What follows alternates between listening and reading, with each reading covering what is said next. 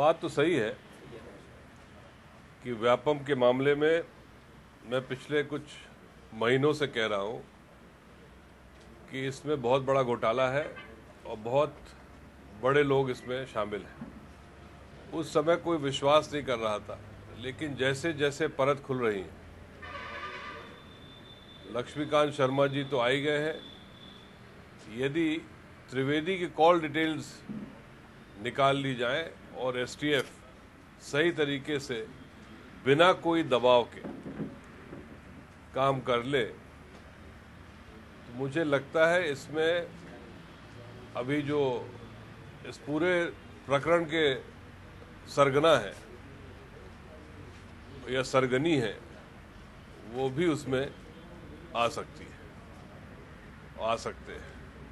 अब ये जैसे उमा भारती जी के ने अपनी बात कही, मैं बिल्कुल सहमत हूं और इसको दबाया न जाए। यदि मुख्यमंत्री जी ने कल कलेक्टर कॉन्फ्रेंस में कहा है कि मेरा कोई सगा नहीं है, मैं भ्रष्टाचार माफ नहीं करूंगा, तो इस मामले को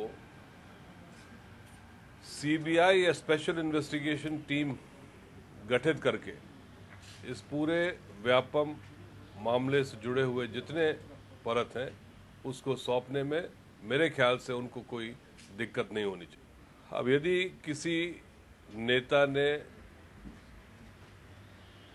चाय में बुलाया हो तो मेरे ख्याल से कोई दिक्कत है नहीं।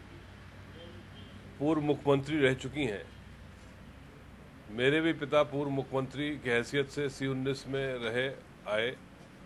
यह उच्च अधिकारी किसी को बुलाए किसी जानकारी के लिए, ये कोई गया तो इस पे दूसरे भाव से नहीं देखना चाहिए। हाँ, उस मामले के हिसाब से उचित नहीं है।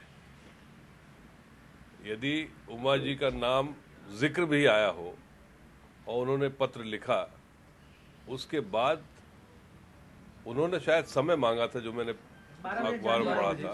उमा जी खुद जाने वाली थी, लेकिन डीजीपी साहब उनके घर पहले ही पहुंच गया, 2 घंटे पहले 3 घंटे पहले। अब ये तो डीजीपी साहब ज़्यादा अच्छी तरह से बताएंगे क्यों उन्होंने अपने दफ्तर में नहीं आने दिया। शायद व्यवहारिक कठिनाई रही होगी, जो भी हो, लेकिन सौजन्य रूप से कोई अधिकारी जाए किसी नेता के यहाँ, उसमें कोई नहीं है। हाँ, मामला जब इस तरह का संगीन हो तो थोड़ा दिक्कत है। बाबूलाल गौड़ जी तो आजकल कुछ भी बोल देते हैं, लेकिन मैं भी एक चीज कह रहा हूं कि बाबूलाल गौड़ जी ही मध्य प्रदेश विधानसभा के स्पीकर रहेंगे। मैंने आपसे पहले भी कहा कि कांग्रेस पार्टी जो दायित्व सौंपेगी उसको मैं निभाऊंगा, नहीं सौंपेगी तो विधायक की हैसियत से अपना क्षेत्र में काम करूंगा, विपक्ष की हैसियत से जनता की आवाज उठाऊंगा।